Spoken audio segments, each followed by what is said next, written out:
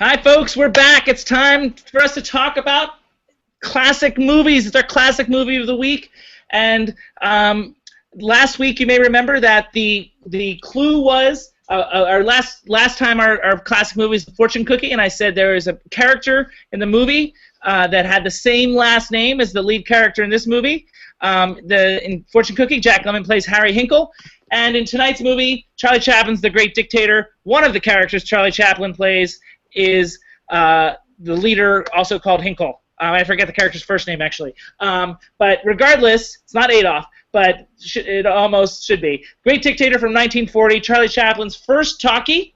And we're in my wheelhouse now because I've studied Chaplin for a long time. I'm a big fan.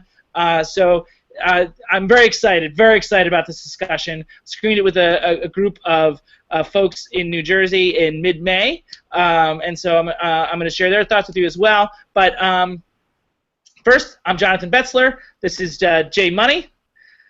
How you do? I can't read your thing. Exchanging for new one? Returning member? Exchanging for new one. Oh, okay. And Davie Joe. Mute off and tell me how you are. Doing okay. You ready for the third leg of our discussion tonight? Yeah, I'm pumped. I can tell that you're pumped. All right, so obviously, I talked about this movie already a little bit. So what did you guys think? Let's start with our own Great Dictator. Here's Davie Joe. Oh, all right. I have some very complex feelings about this movie. I think obviously there were parts of the movie that just visually were amazing, and a lot of them. Well, it was Charlie Chaplin, his performance. The scene that's referenced in the background there with the globe, the ball going up and down in the air. That was amazing. Watching him. It was almost like it was ballet. It was amazing. It's just hypnotic, and I really liked that a lot. And some of the writing, especially I think in the last 10 minutes of the movie, some of the writing is just fantastic, and it's almost tear-inducing. But as a film on the whole, I don't know. Obviously, it's a masterpiece. David Joe, can I just ask you, have you seen much of Chaplin before? Not a ton of it. No, not a ton of them. But it's hard. This movie was hard for me to get through. Wow. And I wouldn't call it the most enjoyable experience for me.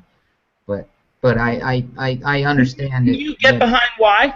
Is it just the age, or? Well, I think part of it. I think part of it is it's hard. It's as important and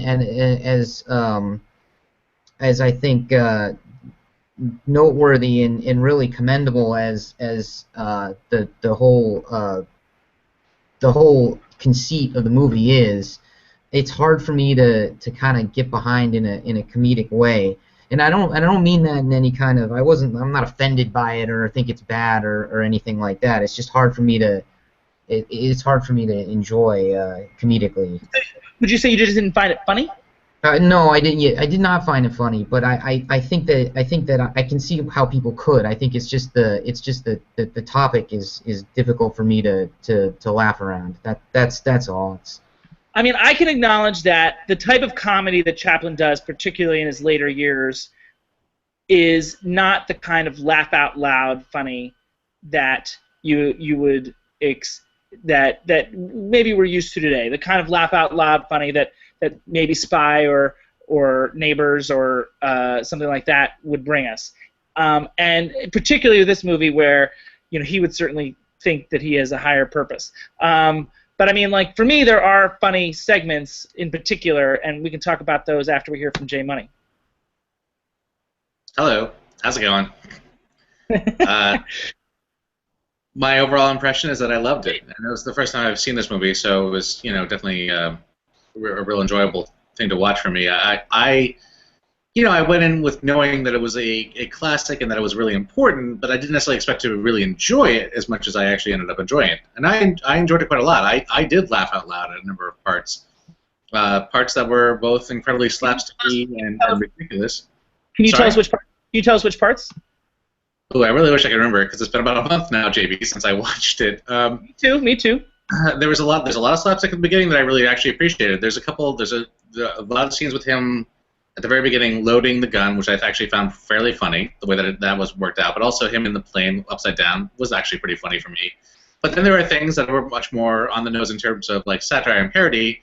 For instance, his first giant speech as his alter ego there, as the actual character of the dictator, which is basically just him sort of mocking up German gibberish in a way, and also German words in a way that I just found incredibly funny. And also, I was incredibly impressed that he could just keep doing it almost indefinitely.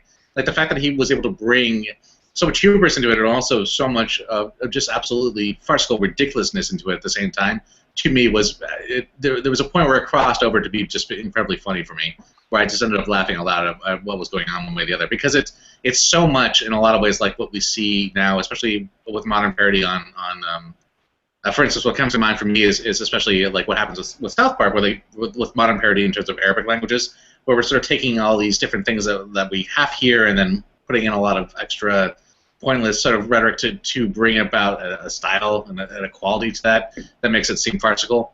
It was amazing for me to see that same technique brought to a movie that was, 80 years ago. Like there were so many things on this movie that were so top line for now even, that it was a real revelation to watch it. Yeah, the audience that I showed it to, their favorite scene was also this airplane scene. I mean, like almost unanimously, that got mentioned, which is surprising because it's the globe scene that Davie talked about. Yeah, it's funny. It's funny. Historically, gets the most play. Exactly. And the globe scene is the thing that I've always seen a clip of about this movie, and I honestly don't think it's that impressive. I mean, I think it's an interesting scene, and I think I understand the metaphor, and I understand why it's enjoyable. But in terms of funny, it's not the funny scene in this movie. There's a lot of other really funny scenes. I mean, there's a lot of I don't think it's intended to be funny. I don't think it's intended to be funny. I don't think it's intended to be funny either, but it's supposed to be whimsical. It's certainly supposed to be kind of a dark comedic take on the whimsicality of the situation of this man who's a tyrant, playing in a really whimsical way with the world. Ultimately, there's a lot of things that are happening in that scene which are worth pulling out. But it's not like, for me, the big scene that I would take away from this movie. The big scene is really more about the speeches, especially the one at the end, which J.B. Joe just also mentioned, which is a tour de force, sort of amazing moment in this movie. Well, all right, let's start there, because that's the part of the movie that the audience really responded negatively to, and I can get behind it. And it's the didacticism of that moment that is, and there's a certain didactic nature to several different moments in the movie, usually prescribed to Paulette Goddard, talking randomly into the air, or sometimes looking directly in the lens, so it seems, to make some sort of higher point.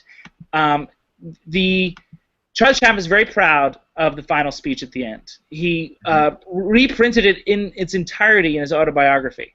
Mm-hmm. And he would go around after this movie and remake the speech. I have no problem with the speech as on its own merits, like individually, but I think what the audience responded to, and they couldn't necessarily articulate this, but I mean, like, my sense is, and I agree with this, is it doesn't belong in this movie. It was a hard right turn, and tonally it didn't work, and whenever this movie preaches its point, I mean, what I think works about the globe moment is it makes a larger point with the sort of whimsy that you talk about, and that's when the movie sort of has its strengths, when it's biting satire, the gibberish moment. I'm totally on board with you. Great stuff. I don't know if you guys noticed that the signs in the original town were written in Esperanto. So many choices. And I love this movie, so don't get me wrong about you're going to argue with me about this speech. I already saw you, shaking your head. I am going to argue with you about the speech. Yes, I am. I mean, I think it's a horrible moment in an otherwise great film. And horrible moment? Wait, literally. Yeah, no, it's a horrible moment because it's not as a part of the film anymore. It's Charlie Chaplin starting a political career. It is not in the diegesis of the film. It doesn't work. It feels preachy, and regardless of how much I agree with every word, it's didactic and a wrong note in this movie. And I'm not alone. This is something that's been debated about this movie for years. Everybody that you're talking about is wrong. I mean, you're all Wait a minute. There's no right or wrong here. I'm just saying. Okay, I'm sorry. I think you guys are all wrong. No, that's really rude, actually. I mean, like, it's not. Deal with it, JB. Come on. No, I mean, like, it's an opinion, and I mean, I'm agreeing. This show is all about opinions. Get used to us just saying our opinions out loud. That's kind of okay, but I mean, like, there's no right or wrong in opinions, right, especially where this is concerned. I did back up, did I not, and say I think that you're wrong. You just think differently, and but I mean, like, I don't know if there's even more to discuss about this because. I mean, like, I feel the way I feel about it, and you feel the way you feel about it. I don't think we can make certain points that can change each other's minds. Well, I'm not going to try to change your mind. I certainly, you have your opinion, I have my opinion. That's absolutely fine. I guess what I would say is that, ironically, once again, I agree with a lot of things you're saying. I just don't end up agreeing with your final conclusion about it. I agree that it is didactic. I agree that it does take a right turn. I agree that it is kind of preachy. But I also think that, if you look at it now, 80 years past the actual point of the film, it doesn't strike me as somebody who's doing something very self-serving. It strikes me as somebody who is an artist who has a very specific vision and a very specific idea that he's trying to get across, and he makes an incredibly passionate plea at the end of it. I mean, I don't feel like it was any kind of... I don't feel like it was ingenuine. I don't feel like it was fake. I don't feel like he was just trying to stir up emotion or trying to stir up, political support for himself. And maybe he was at the time. But like... No, I wasn't suggesting that. I mean, I think he felt very passionately about what he was saying, and like there's so much stuff going on in the world. Like they started production of this movie 2 days before Poland was invaded. Yeah, well, to me. I mean, I guess what I'm saying is you can't, for me at least, I couldn't watch this movie without the context of everything that we know that happens after this movie. And in a lot of ways, it was incredibly heartbreaking to watch this movie because he is making such a strong argument against war. And yet we know exactly what's coming right after this. We know. Right, but for me, the stronger arguments are those moments that deal with it in a more satirical way, instead of this sort of like looking directly in the lens. And yeah, I mean, like I guess we're agreeing that it's preaching. And it's very preachy. Not the place.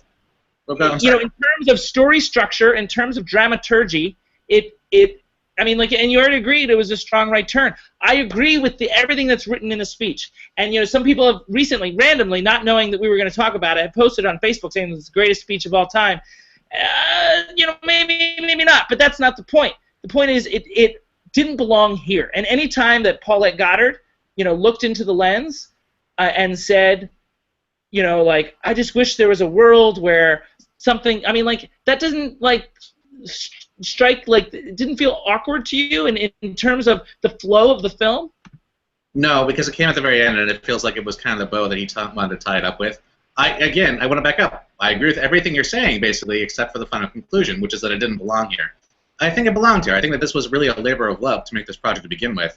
I think that Chaplin had a lot of things he was trying to say, and that it wasn't just that he wanted to say it through parody. I think he really wanted to actually say it very directly at one point, and he did. And the other thing that bothers me is it just seems out of character for the Jewish barber, because he's sort of quiet and mild-mannered throughout the film. I mean, like, he has his antics and some of his some of the leftovers of silent movie trampdom, where he gets in fights with some of the stormtroopers and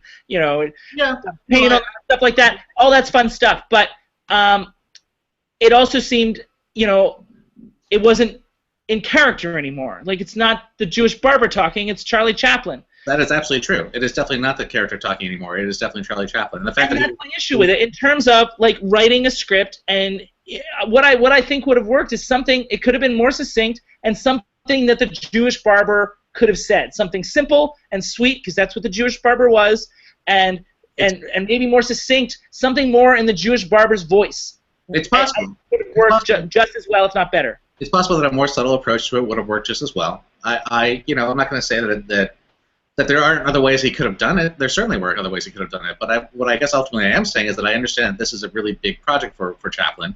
That's something he feels very passionate about. And at the end of the day, 80 years later, seeing this moment in this movie where he turns and he basically divorces himself from the entire movie. He basically takes out any of the fiction involved and becomes just an artist making a plea at the end of the movie for people to try to change their minds about what's happening. Was a really heart-rendering kind of thing to watch. I mean, it really did affect me. It wasn't like I was not affected by the process. I mean, I think also part of it is the fact that we're talking about Chaplin doing this. Chaplin is an actor that we don't really get to hear talk much. So when you do get to hear him talk, it's actually even more powerful in a lot of ways. This is the first time, and he's very aware of it, because I don't know if you noticed, he didn't talk until a few minutes in. Like it started out with him doing his silent antics. Yeah. I really want to get to some things that I liked about the movie more, because I feel like I'm being Mr. Negative, but because we hit on this first, and quite frankly, it did dominate. The speech also did dominate the discussion at my screening. I see why it's a very divisive point. I understand where you're coming from, and I understand why it might turn people off. I did not have that reaction personally. And I sort of teased when we talked about Tomorrowland, if you remember that because Tomorrowland also had some didactic moments. Yeah. That they shared some flaws. Davey Joe, I assume you're siding with J Money. I'm all right. Look, I think I kind of agree with both of you, because to me the speech is the best. The speech is the best part about the whole movie. Wow. And I think that it is in line with the rest of the movie, in the sense that it's the straightforward and beautifully articulate expression of what the rest of the movie was conveying through satire. But your point is JB is 100% right in that it just shuts off the character, it shuts off the satire, and it becomes a completely different vehicle at the end. And I can see how it does definitely takes you out of the movie. To me though, it was the movie was he was making a point with this movie, and he just at the end he just said, look, I'm just gonna say it now, instead of well, I mean, but in a sense that's also condescending too, because if you ask me, and maybe maybe we're more experienced moviegoers, that's a hard thing to say, but I mean, like, I've seen other films from 1940, and quite frankly, we've all watched this week another film from 1940 that we're going to talk about in a second. But I mean, I think it's a little condescending to moviegoers. I think he's not trusting them, because I think he made the point up until the speech. Like, I think we get it. I got it. I got it in a more powerful way. I mean, like, I respond very negative, hit over the head with things. So, but I mean, like, for me, and I'm allowing for the fact that since 1940, this point of tolerance and anti-Nazi propaganda, which it's weird calling it that, but we've seen it 6,001 times since then. So we get to maybe get the message a little clearer. I'm allowing for that possibility, but with that said, I still feel strongly that the satire all up to that point is much more affecting to me, and I think it makes the point so much more strongly. Yeah, I mean, as a speech communication major, someone who had to read a lot of speeches, I think basically he knew he had an amazing piece of rhetoric. I mean, it's so good. It's so good. It's so well put. As a written speech, yes. I mean, yes, exactly. And that's what it is. On its own, it's powerful. We're in complete agreement that it is. It's not. The movie's done. The movie ends before then. Whether I know that it's still going on, but it's. I get your point, and you're not wrong, but I'm glad that it goes the way it goes. I guess that's. So let's segue to some things that I mean, like, obviously I feel. I mean, I don't know if I'm clear about how positively I feel about this movie, because we've spoken about the negative. What's that? Can I just get one more thing? Please. It actually reminded me of another movie that we've watched and discussed in classic movie screening this year. Can you hazard a guess? Gosh, I gotta find that list. I'll give you a different hint. It actually came out a year before this movie. Well, I mean, Stagecoach, but Mr. Smith Goes to Washington wasn't something that we actually watched as a group. Oh, wasn't that, we just watched that on our own? It was an opponent of one of the. That's right. But yes, I mean, there's a quality to this that actually reminded me of that, and it predates it, so I don't know if Chaplin was even at all influenced by that idea. You were saying how like his barbershop character is very kind of quiet and meek throughout the entire movie, and then all of a sudden completely left turn out of character for this guy to be suddenly boisterous and loud and opinionated. And I agree with you, but I also feel like there's a quality to that you see a lot in Mr. Smith Goes to Washington. And I feel like that arc builds for Jeff Smith and Mr. Smith Goes to Washington. Oh, it totally builds. I'm not gonna say that these are the same things. They're very much different. But I think that for me personally, the enjoyment of that was the fact that both of them have that quality. They're both characters that are a slow burn up until a certain point where they just unleash. And I really for me, Mr. Smith Goes to Washington. I really enjoyed the movie overall, but I really like the end when he finally unleashes. And I guess I got the same quality out of this one. I really enjoyed watching Chaplin just kind of unleash at the end there. That's interesting. I mean, for me, I see your point, but I mean, for me, it's a 0 to 60 thing with the Jewish barber at the end. Sure. So again, I love this movie, and I feel like I'm the one that's saying all the negative things about it. Meanwhile, I think it's Davie that likes it the least. And I mean, I just want to point out that maybe we should talk more about the actual satirical elements that. There's a couple things I want to make about this movie. Have we talked enough about the actual satirical elements that were really strong? I feel like it's one long political cartoon. And all the choices, maybe that's where we go. All the choices made in this film, the small details. We talked about the Esperanto, which I think is just so brilliant, and such a small dig at Hitler in its own way. And also, the names. Do you remember his right-hand man instead of Goebbels? It was garbage. Wasn't garbage. Yeah. It was garbage. Yeah.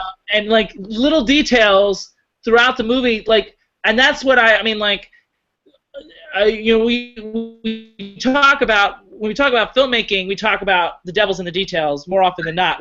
It's these little things that make this movie more than just a movie and something truly special. And also the fact that it was happening concurrently with history. I mean, we're used to seeing Nazi characters. Yeah, I can't think of another example in history that is a satire as strong and bold as this, ahead of its time or predating something. I mean, again, he started the movie while the movement was happening, before Poland was even invaded, and he was changing things to keep up with the news in some cases.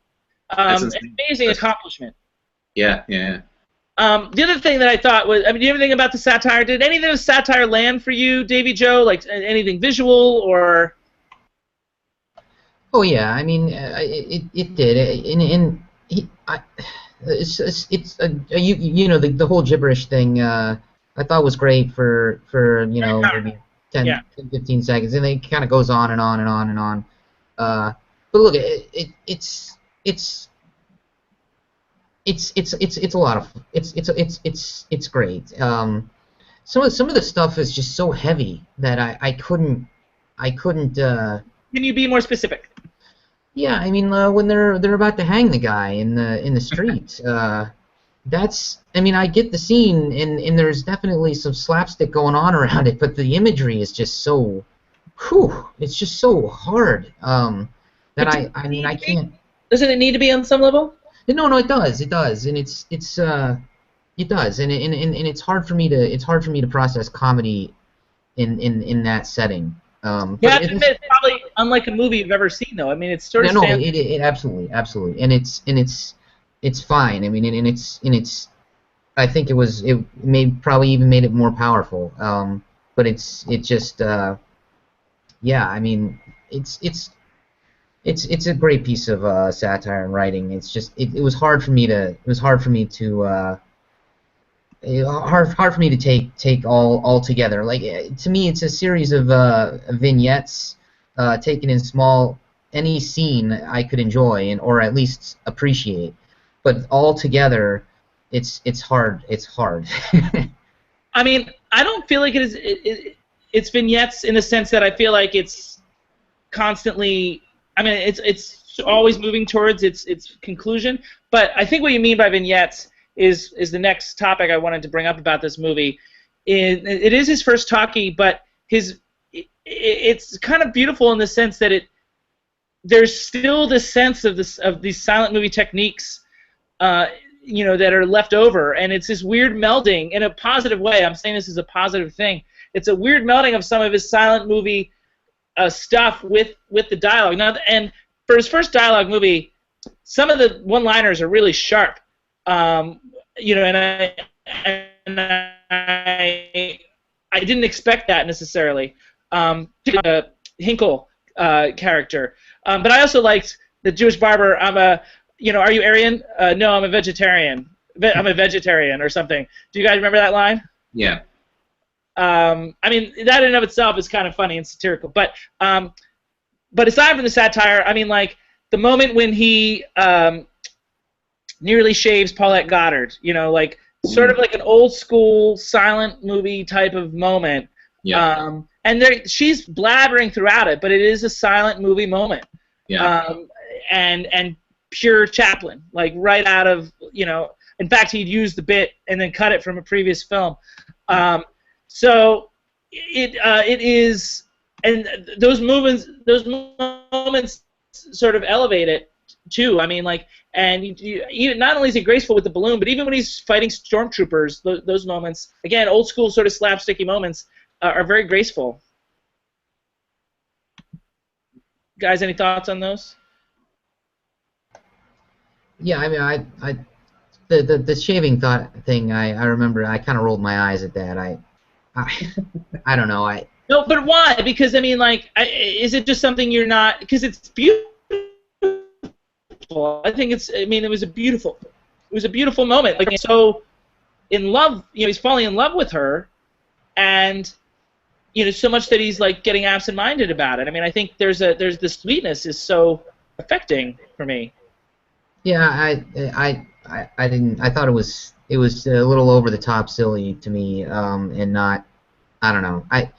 It's the comedy of it was I didn't land for me. But I don't know. It's hard to criticize the movie in that you're right. It was definitely an homage to the silent movies, and there was definitely a performance there on her part that was neat, because she was talking, and she was still conveying that she was lost and not even realizing what was happening. To me, it was just a little over silly. Just out of curiosity, Davey Joe, what's your experience with Chaplin aside from this film? This is the first movie I've seen from beginning to end. I've seen scenes in other pieces of performance that I have that I've picked up on and thought that were really neat, and this movie kind of fell into that also. So I don't bring much. Did you roll your eyes at those moments? Was there some of those scenes that you've seen that you rolled your eyes at as well? No, because you know why? Because they were always in isolation. Context. So it's not in the I never really looked at it as I mean I know it's comedy, but I never really looked at it in the sense that it was just comedic. It was performance. It was more like I don't say this in any kind of loaded way. Kind of like a clown. That's not loaded. He was, for all intents and purposes, a clown in a different way than Buster Keaton was. But yeah, I mean, like that's the vaudeville nature of their beginnings. Yeah. Another scene that strikes me as very silent movie-esque is the scene with the coins in the cakes. Do you remember that scene? Oh yeah, that was a great sequence. I mean, and that's pure. I mean, to me, that's just pure, beautiful Chaplin. Like so much going on, but still making it funny. J Money, what's your experience with Chaplin? I mean, did this come out? I mean, is this your first experience, or did you have enough experience to? Throw out. What's the one where he's in the city and it's not the Harold Lloyd one. It's the other. It's the one that he did. Crap, I'm blanking on it now. You know. Modern Times, perhaps. What's that?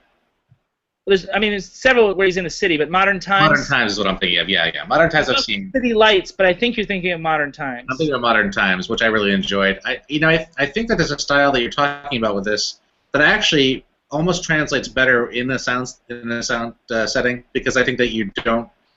Because I think that it's so acrobatic and it's so staged in a way that when you remove realistic elements. I would argue that it's more, the word that Davie Joe used earlier, it's more ballet. There's more grace in what Chaplin does versus Buster Keaton, who actually was an acrobat, and his shtick was a lot more athletic. Yeah, well, his stuff was also a lot more like taking a lot more chances, as I recall, right? Didn't he end up taking a lot more sort of stunt with his body? Yeah, no, that's what I mean. He's athletic. He was actually an acrobat. I mean, like. But I think regardless, because you're talking about the sort of the scenarios that are not realistic and they're not really supposed to be. When you remove sound from it, it almost makes it easier to sort of buy into it. I think the scene, like for instance, the shaving. One of the off-putting things about that maybe was the fact that she was talking. I understand that it's a great bit, but it's also at the same time, would I found it funnier, for instance, if she wasn't kind of babbling through it? Maybe, because then I feel like there was an extra element of realism there that doesn't really translate with the things that are actually happening around her. So, I mean, did you not find that sequence to be good? I didn't think it was funny. I thought it was very touching. I thought it was a really nicely emotional sequence. Yeah, that's sort of my reaction as well. Yeah. I can't believe you and I are ganging up on Davie on this one. You and I are in agreement, and Davie's sort of on his own. I can't believe it. It's happening. Oh my God. Can we just take a moment and talk about, for a first talking performance, I think Charlie Chaplin is outstanding. Can you guys get on board with that at least? Double performance? Because what I realized afterwards was what was so amazing was that he becomes two entirely different characters in his voice, right? He was presenting two absolute ends of the spectrum in terms of voice talent. And that's kind of crazy. That's kind of amazing, the fact that he actually did feel like two different characters. I mean, he's actually technically three different characters in a way. He's both, the actual dictator, he's the barber, and then he's the combination of the two at the end.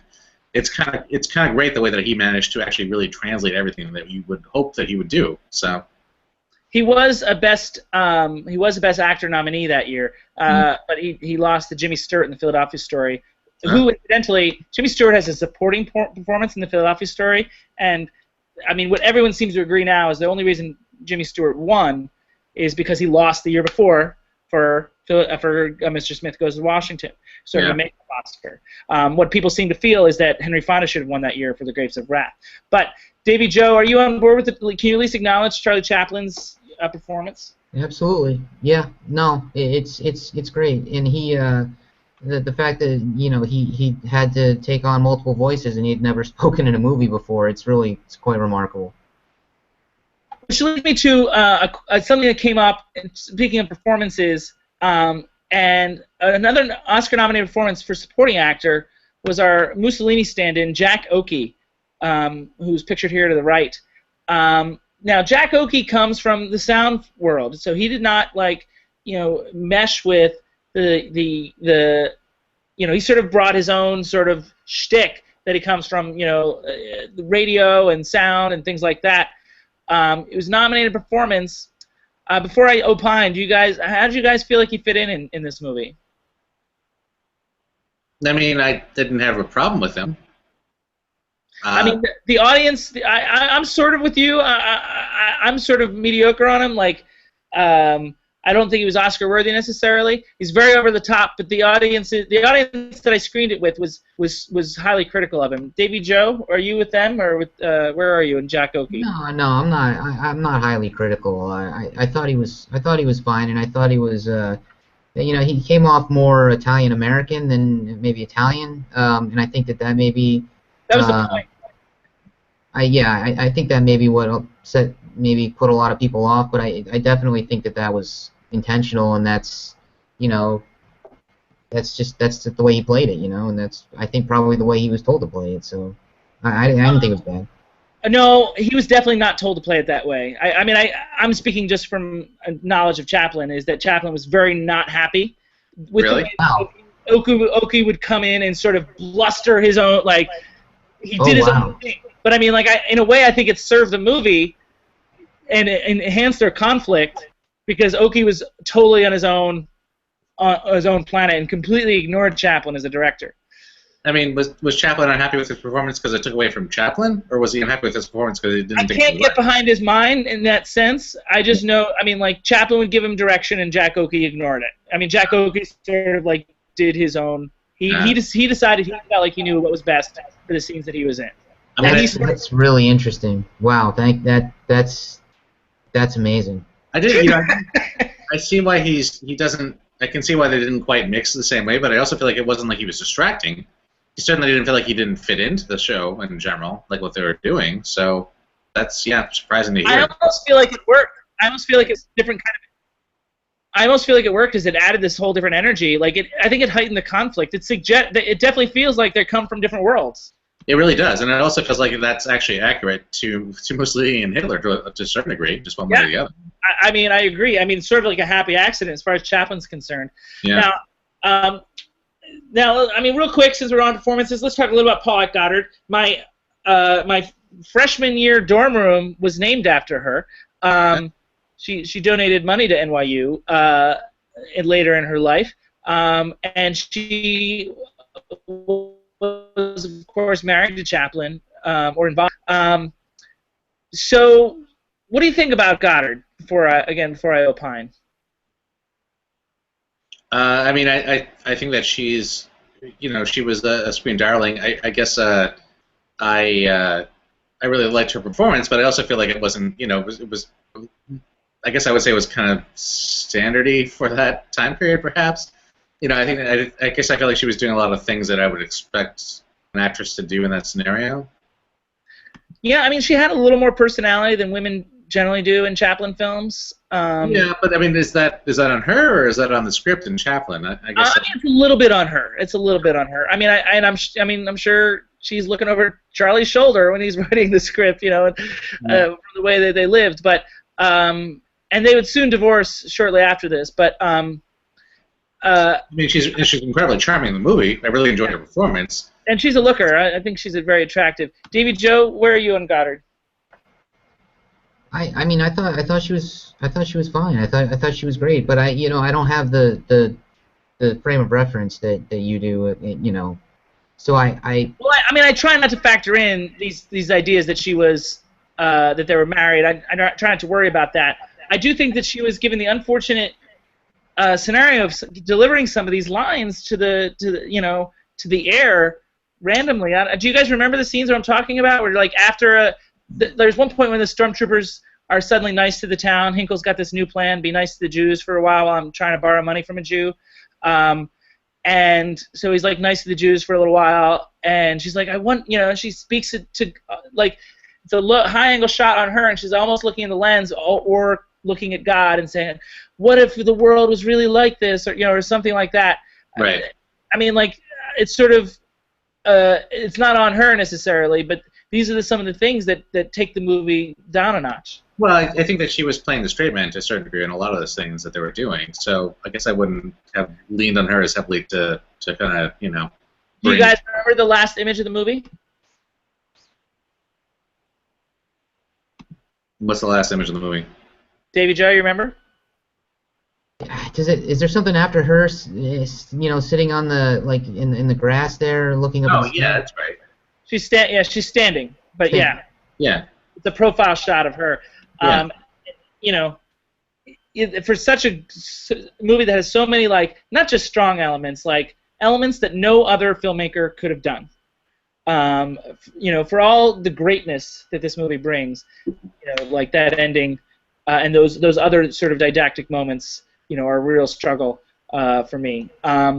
So with that, Jamie, yeah, this is a question asked out of pure ignorance, because I need you to just tell me whether I'm right or wrong. 9 inches. 9 inches. So. That's what I've heard. Anyway, those scenes where she's kind of hung out to dry, no pun intended.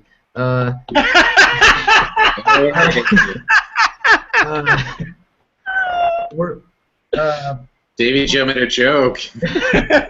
It's 7:41 Pacific time. June 25th. We should remember this. In a silent movie, is that the kind of thing that that would have gone over better because it would have been like written in actual text? That's a fabulous point. Okay. Fabulous point. And I'm almost ashamed I didn't think of it myself. I've heard it before, but now that you mention it, I think that might have been more forgivable in a silent film. J Money, you can probably get on board with that, I bet. Yeah, I absolutely agree. That's a really good point. All right, so guys, I'm going to move on. Okay. Boom! You guys love this segment. Bringing it down. All right, we are in the 40s bracket this time. Classic movie showdown. Do you guys feel like I should bring back the classic movie rule? Should I do that every week, or? Yeah, sure. Run through it because we get new viewers all the time, man. Yeah. All right. So let me just bring. Let me find the.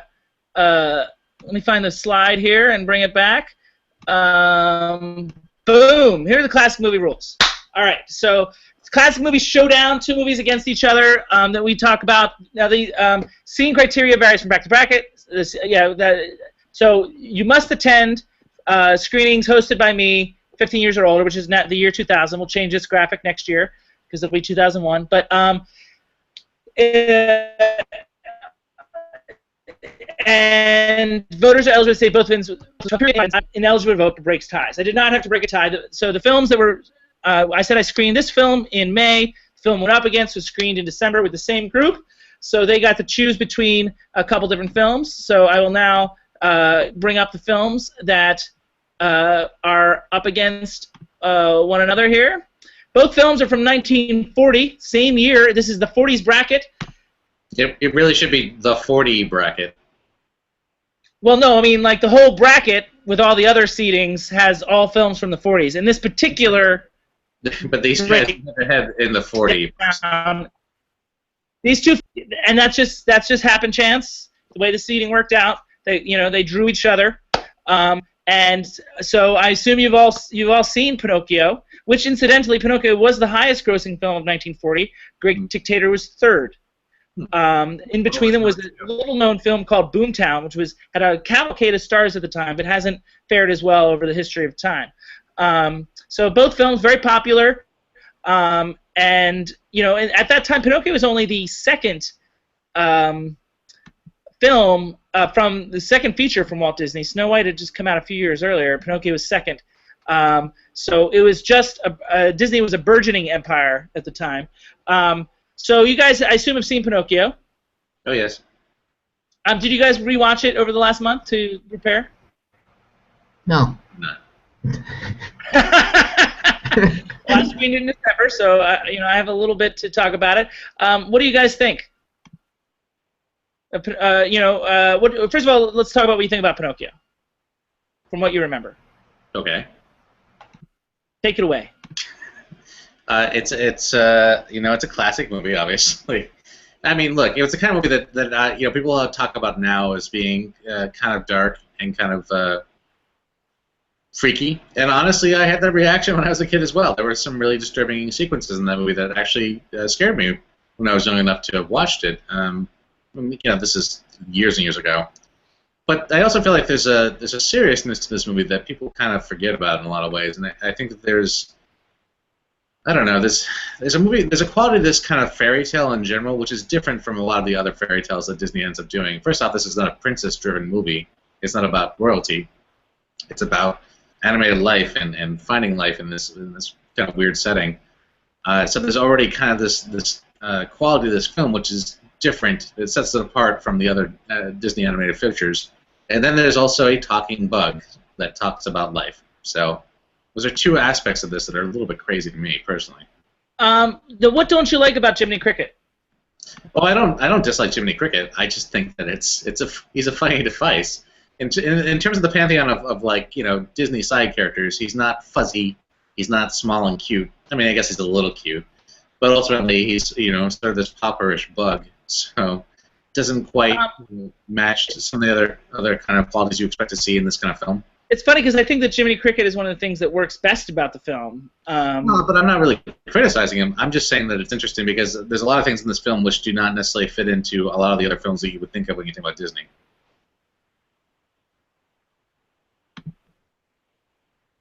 Davy Joe, I don't hear him anymore. Do you? Yeah, he stopped talking, I think. Okay, good. So you're up. What do you, All right. You know, it's a point that I've made, I think, about Pirates of the Caribbean. I'll make here. Pinocchio is a movie that's really kind of changed the common parlance. I mean, your nose is growing. It's a big deal, Pinocchio. to be fair, I think the fairy tale itself changed the parlance. I mean, the fairy tale was around for many, many years prior to the cartoon. Yeah, I think so. But was it the maybe I'm wrong, but I feel like the movie, the 1940 movie, is probably what made it known to everybody, at least. It's hard to say. I mean, it certainly made it known to everyone past maybe 1965. Okay.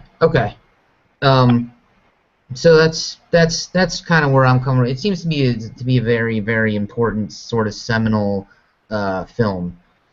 Did you? I mean, okay, so that's about its importance. Did you like it when you watched it? Do you remember it fondly? No, I do. I remember watching it. I remember being in the movie theater on one of its re-releases and watching it with my dad, and yeah, I did like it. But it was also it was kind of I don't know. I don't want to say scary, but maybe a little scary. I mean, it definitely it was definitely not what it's not home. You know, it's heavier than that, and it challenges kids a lot more than I think they get challenged today.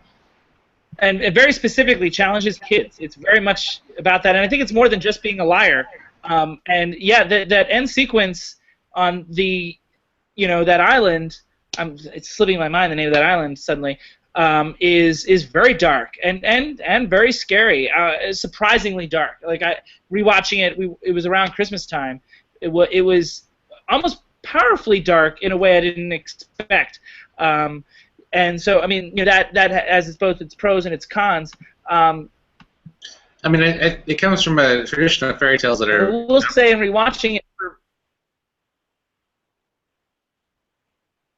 from a tradition of fairy tales. That's all I got. Yeah, there's a serious delay on your end apparently, because I talk and then you take 5 seconds to respond. I'm saying it's a dark fairy tale that comes from a tradition of dark fairy tales, and that we're not used to necessarily seeing at this point. There's obviously been a lot of anodized fairy tales that Disney has taken on since. So I think that there's a quality to this that is, fascinating at this point, just because you don't really get that much grittiness out of these things anymore. You're not used to seeing that for a kid's story anymore. Yeah, I mean, the only thing to play devil's advocate with a little bit, I mean, some things that struck me about rewatching it recently is that it felt very repetitive at points. I mean, like there were times when Pinocchio would do something bad, go back, and then go back and do something bad. He did several bad things. I mean, it's an effective parable about growing up and becoming a man, a boy in his case, but ultimately it's a parable about maturity, But I mean, like, he doesn't seem to learn from his first 3 or 4 lessons until he's challenged with an actual tragedy type scenario. But I mean, like, the back and forth, he goes home, apologizes, goes back out, does something else. You know what I mean? Like, that sort of stuff, sort of just driving things, felt kind of repetitive. In rewatching it, and not in a way that I remembered growing up. Anybody have any comments on that? Nope. No. Anybody still there? All right, so let's get back to our bracket here. Guys, pick. J Money, try not to reveal. You already know what won at my screenings. So try not to reveal that. But Davy Joe, what would you pick? I think I'd go with Pinocchio. You would go with Pinocchio. What tips the scales for you? It's basically the I think it's a more important film. They're not, neither of them are films that I love, but they're both films that I appreciate very much. Well, what tips the scales towards Pinocchio? It's just I think it's more of an important movie in history. That's basically. It's lasted longer. It's lasted more, and I think that its effect on society and in the way we talk is profound. And to be fair, I think that's why Pinocchio is a higher seed. I mean, also because it grossed a little higher. Great Dictator was the Best Picture nominee, and they didn't have an animated category at the time. But Pinocchio was a higher grossing film, by a small margin. But and also certainly it's a film that almost everybody knows, whereas maybe a handful of people know The Great Dictator as well. And that's the reason for the higher seating. So J Money, I think I know where you're going. Yeah. I mean, to be fair, I haven't seen Pinocchio in a long time, so it's not like I can really effectively talk about both of those together. But you made a choice. I mean, you made a choice not to rewatch it. I did make a choice not to watch it. I mean, honestly, I think that if I'd found the time, and I know that sounds kind of silly since we've had a month now, to watch it, I was curious to watch it again because I do remember it as being a very dark movie, and I'd be curious to see how I think of it now, whether or not I would still be affected by that as much as I was when I was, like, I don't know, 8 or 9 when I saw it. So it's my loss, unfortunately. But even having said that, I guess I would take The Great Dictator. I just think that I would respond to The Great Dictator more at this point, one way or the other, because I can see how much of a passion project it is for the creator, and because I think that it as much as it might not be as well known as Pinocchio, to me it's more important as a movie. Which is the same argument, strangely enough, that Drunk Davie used for Pinocchio. Well, it's hard to when you have two examples of art that you think are both worthy and are both interesting and should be both appreciative. If you're going to try to select something out of it, for me, the end result is that I think that The Great Dictator is probably a more important movie to watch than Pinocchio. But I think that Pinocchio definitely had more effect on pop culture, had more effect on people in general. So, how do you split that? It's really hard to say. I agree with everything you said. Yeah, I think I agree with all that. Except you chose the different film. Yeah, for me personally, I respond to The Great Dictator more, and I think that I still would even upon watching Pinocchio again. And I'm with you, J Money. I would also choose The Great Dictator. The audience that I showed it to that saw both films within a 6-month period, they reacted so negatively, and because I think this is the ending of The Great Dictator that I think tipped the scales a little bit.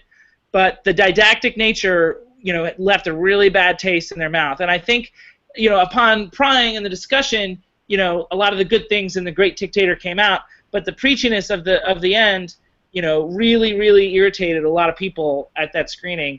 That sunk The Great Dictator in this particular matchup.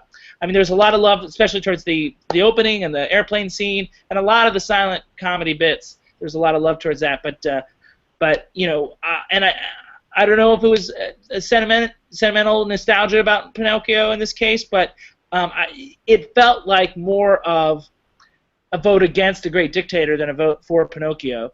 And you're a little more reserved right now, J Money. But when you first learned about this to make the graphic, you were a little more. You had a more visceral reaction. I mean, what can you share that with us a little more?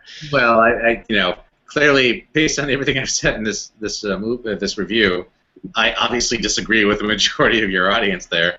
I don't know what was wrong with them as human beings, but clearly something was. Wow. Jeez.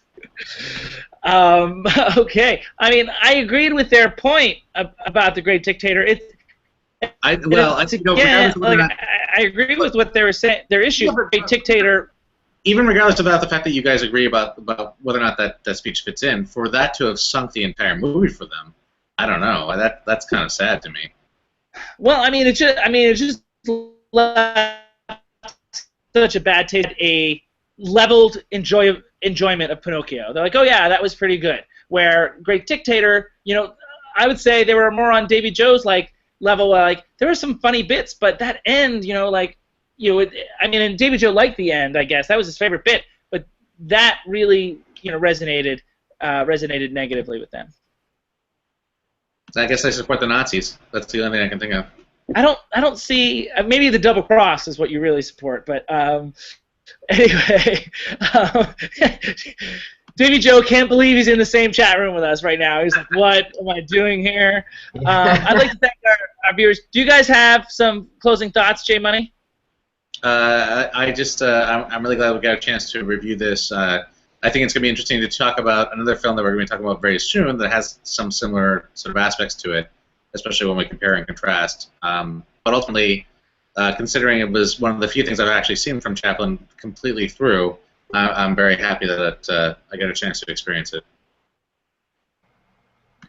David Joe, closing thoughts? Yeah, no, I'm glad I got to see it, and I'm glad that I'm glad we had this conversation because it was hard for me to actually get my thoughts straight, and I kind of I'm kind of glad that I think that the conversation here kind of helped me crystallize my feelings on the movie because I was very conflicted coming into this. So do you have something that you'd like to say differently, or any amended statements based on that?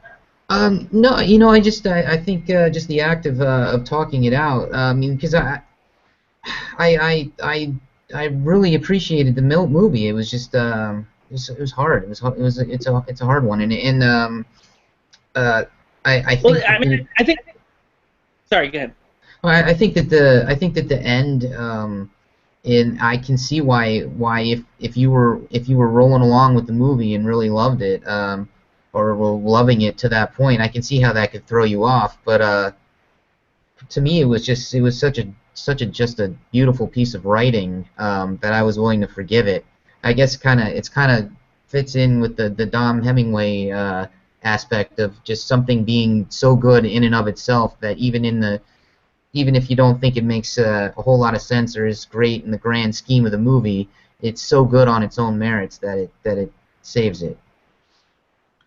Yeah, and so my interesting tidbit for next week's classic is that one of the people in this movie would go on to marry the author on whose film next week's movie is based.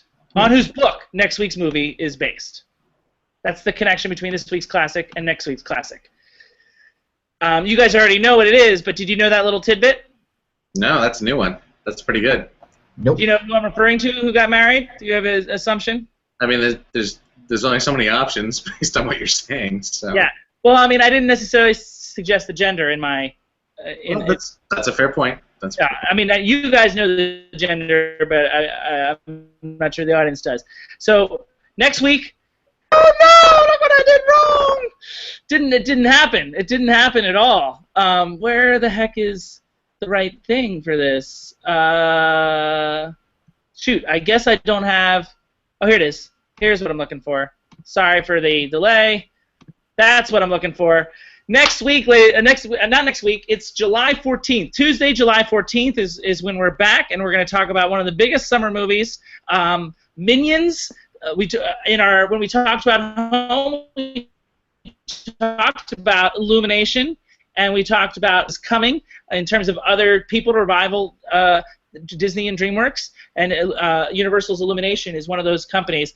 And so Minions, I don't know if you guys know, the ArcLight here is already decorated in a huge dome, and there's a Minions balloon that covers the dome right now, and will until this movie opens in mid-July. So that's kind of crazy. So that's next up, July 14th, 9:30 Eastern, 6:30 Pacific. July 14th. Mark it on your calendars. We want you guys watching live again. We love it. And feel free to comment on these posts, etc., etc. You guys excited about Minions? Woo. Woo. Woo. I don't know what that means, but yeah, sure, I'm looking forward to it. What do you mean you don't know what that means? Are you excited to watch Minions?